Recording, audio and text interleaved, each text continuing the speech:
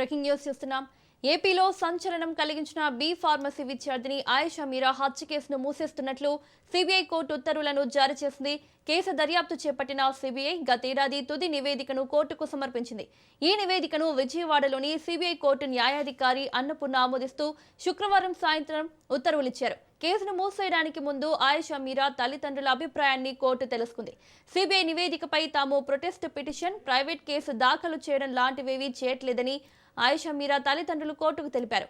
ఈ నేపథ్యంలోనే దోషి ఎవరనేది సిబిఐ తేల్చకపోవడంతో కేసును మూసేశారు.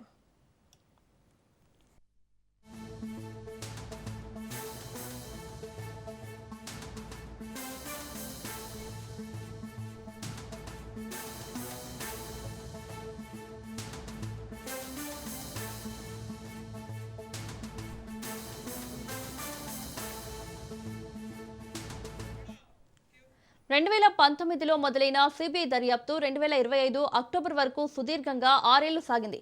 పోలీసులను సైతం సిబిఐ విచారించింది.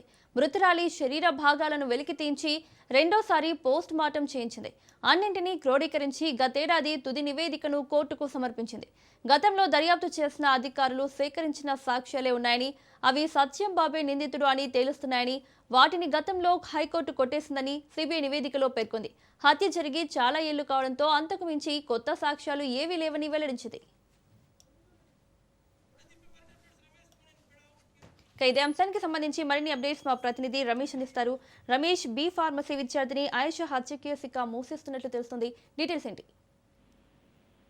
మౌనిక, 2007 డిసెంబర్ 25న ఇబ్రహీంపట్నంలోని మహిళా వసతి గృహంలో ఆయేషా మీరా అనే బి ఫార్మసీ విద్యార్థి హత్యకు గురైంది. అప్పట్లో ఈ హత్య రాజకీయంగా సంచలనంగా మారింది. ఈ హత్యకు సంబంధించి పోలీసులు విచారణ జరిపి సత్యం బాబు ఈ హత్యకు కారణమంటూ గతంలో కేసు కూడా నమోదు చేశారు. అతన్ని అరెస్ట్ కూడా చేసినటువంటి పరిస్థితి. కానీ 2017లో హైకోర్టు ఈ కేసును కొట్టివేసింది. సత్యం బాబును నిర్దోషిగా విడుదల చేసింది. దీంతో ఆయేషా మీరా ఈ కేసును సమగ్రంగా దర్యాప్తు జరిపించాలంటూ 2017లో హైకోర్టును ఆశ్రయించారు. దీంతో హైకోర్టు కూడా ఈ ఆయేషా మీరా హత్య కేసుకు సంబంధించి విచారణ జరిపించాలంటూ కూడా సిబిఐను ఆదేశించింది. దీంతో సిబిఐ 2019 నుంచి 2025 వరకు అంటే దాదాపు 6 ఏళ్ల పాటు విచారణ జరిపింది. ఈ విచారణలో ఎలాంటి సాక్ష్యాధారాలు కొత్తగా కనుగొనలేదు సిబిఐ. దీంతో సిబిఐ కోర్టు ఈ కేసును కొట్టివేస్తున్నట్లు నిన్న ఉత్తర్వులు ఇచ్చినటువంటి పరిస్థితి ఉంది. సిబిఐ విచారణ చేపట్టిన తర్వాత ఆయేషా మీరా మృతదేహాన్ని రెండోసారి కూడా